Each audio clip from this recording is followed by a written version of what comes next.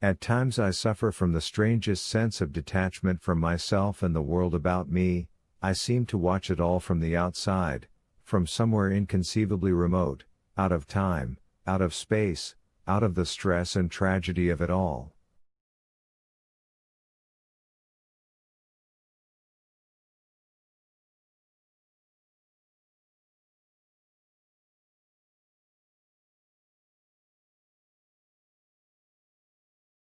This feeling was very strong upon me that night. Here was another side to my dream.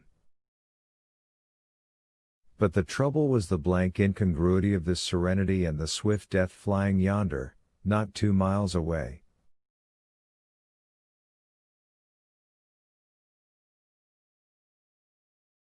There was a noise of business from the gasworks, and the electric lamps were all alight.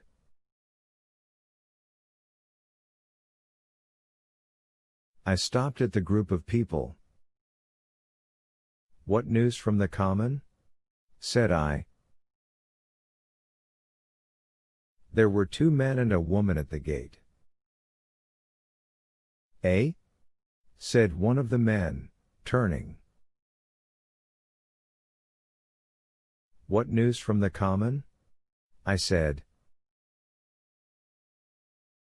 "Ain't you just been there?" asked the men. "People seem fair silly about the common," said the woman over the gate. "What's it all about?"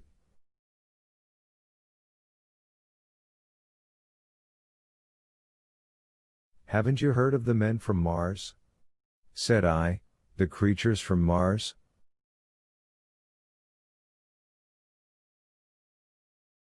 "Quite enough," said the woman over the gate. "Thanks," and all 3 of them laughed.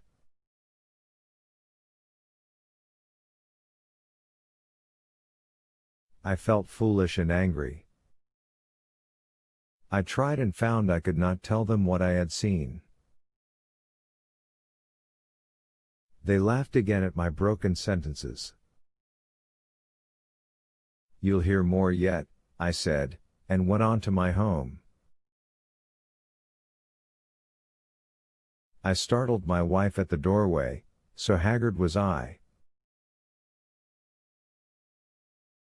I went into the dining room, sat down, drank some wine, and so soon as I could collect myself sufficiently I told her the things I had seen.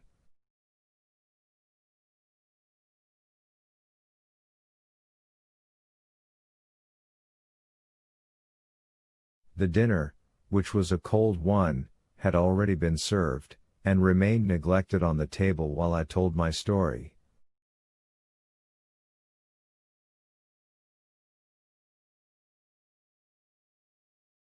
"There is one thing," I said, to allay the fears I had aroused, "they are the most sluggish things I ever saw crawl.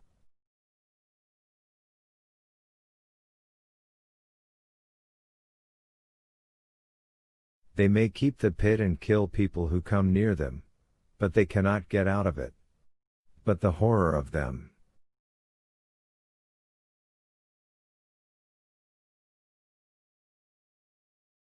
"Don't, dear," said my wife, knitting her brows and putting her hand on mine.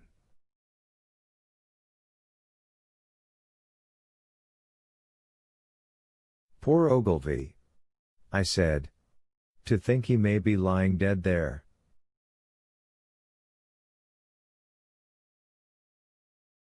My wife at least did not find my experience incredible. When I saw how deadly white her face was, I ceased abruptly. "They may come here," she said again and again. I pressed her to take wine, and tried to reassure her. "They can scarcely move," I said. I began to comfort her and myself by repeating all that Ogilvy had told me of the impossibility of the Martians establishing themselves on the Earth.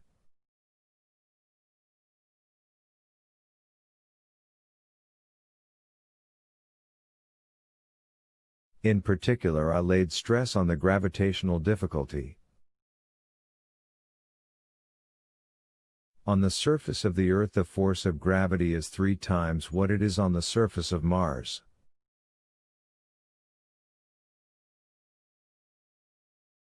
A Martian, therefore, would weigh 3 times more than on Mars, albeit his muscular strength would be the same.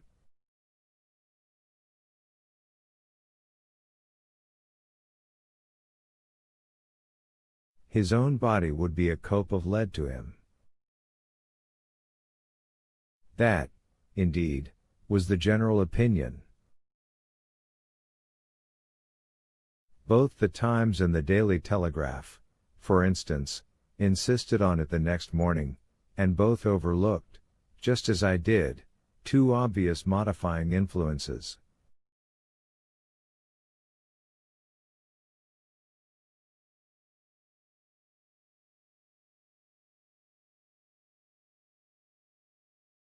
The atmosphere of the Earth, we now know, contains far more oxygen or far less argon, whichever way one likes to put it, than does Mars.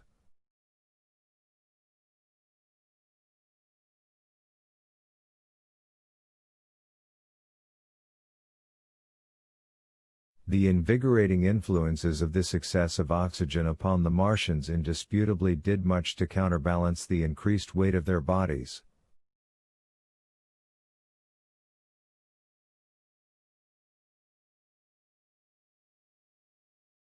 And, in the second place, we all overlooked the fact that such mechanical intelligence as the Martian possessed was quite able to dispense with muscular exertion at a pinch.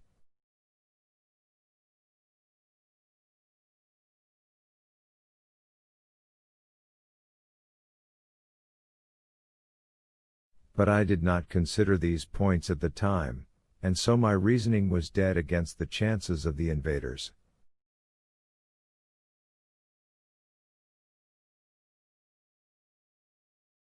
With wine and food, the confidence of my own table, and the necessity of reassuring my wife, I grew by insensible degrees courageous and secure.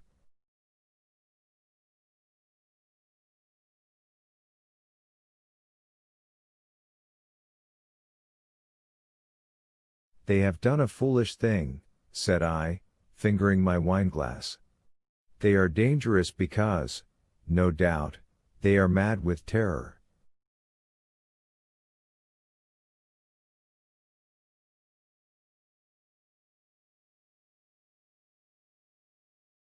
Perhaps they expected to find no living things, certainly no intelligent living things.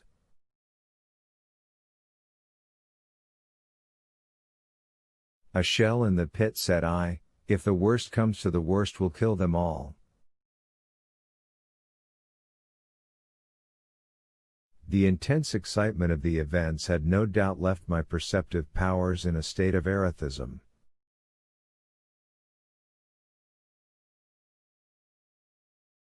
I remember that dinner table with extraordinary vividness even now. My dear wife's sweet anxious face peering at me from under the pink lampshade, the white cloth with its silver and glass table furniture, for in those days even philosophical writers had many little luxuries, the crimson purple wine in my glass, are photographically distinct.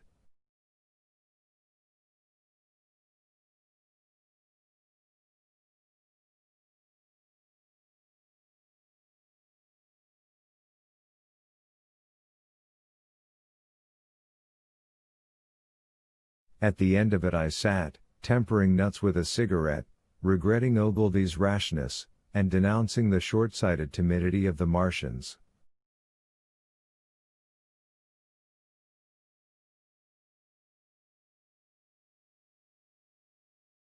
So some respectable dodo in the Mauritius might have lorded it in his nest, and discussed the arrival of that ship full of pitiless sailors in want of animal food.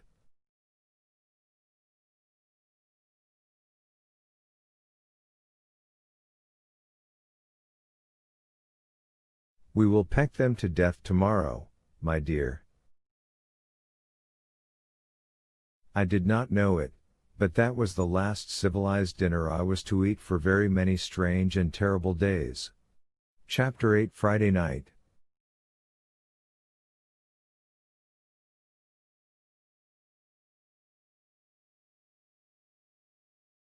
The most extraordinary thing to my mind, of all the strange and wonderful things that happened upon that Friday, was the dovetailing of the commonplace habits of our social order with the first beginnings of the series of events that was to topple that social order headlong.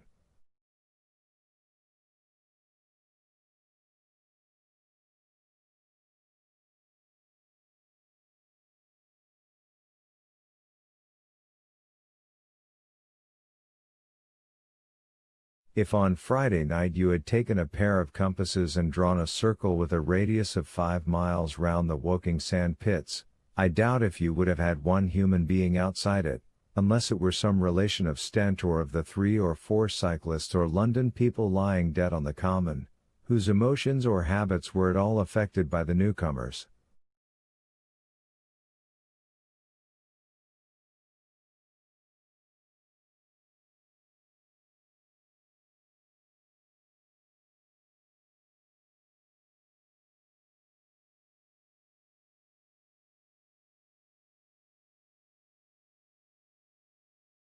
Many people had heard of the cylinder, of course, and talked about it in their leisure, but it certainly did not make the sensation that an ultimatum to Germany would have done.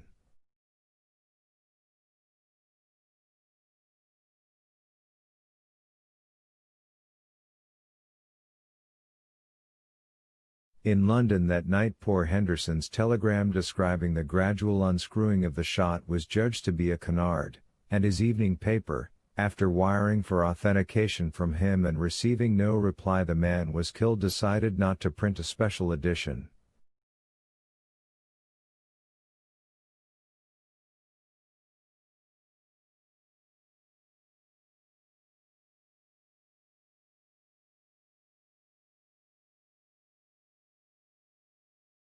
Even within the 5-mile circle the great majority of people were inert.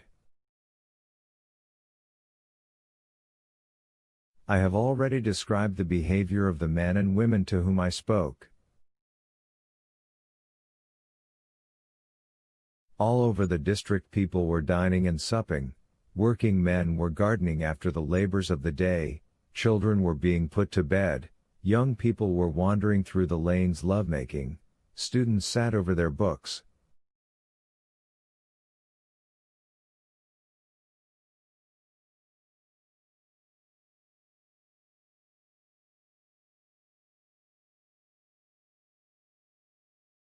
Maybe there was a murmur in the village streets, a novel and dominant topic in the public houses, and here and there a messenger, or even an eyewitness of the later occurrences, caused a whirl of excitement, a shouting, and a running to and fro, but for the most part the daily routine of working, eating, drinking, sleeping, went on as it had done for countless years, as though no planet Mars existed in the sky.